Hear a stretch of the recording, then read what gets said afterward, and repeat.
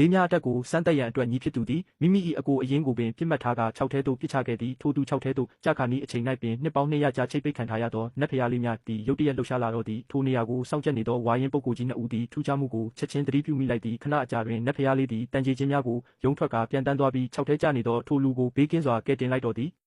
မာစတာကြီး2ဦးသည်ထိုလူတန်းအပြေးလွှားသွားကြည့်ရာနတ်ဖျားလေးသည်ထိုလူနှင့်တုံ့ပြန်မှုရှိနေသည်ကိုအံ့ဩဖွယ်တွေ့လိုက်ရသည်သူဟာဒီလေးကနှစ်ပေါင်း200စောင့်နေတဲ့အရှင်သခင်များလားဟုတွေးမိကာထိုသူကိုတပည့်အဖြစ်လက်ခံလိုက်ကြသည်တစ်နှစ်အကြာတွင်ထိုသူ၏စွမ်းအားနှင့်ဓာတိုင်းအတက်သည်မယုံနိုင်လောက်အောင်တိုးတက်လာခဲ့သည်သူ၏ပါရမီမှာကြောက်ခမန်းလိလိပင်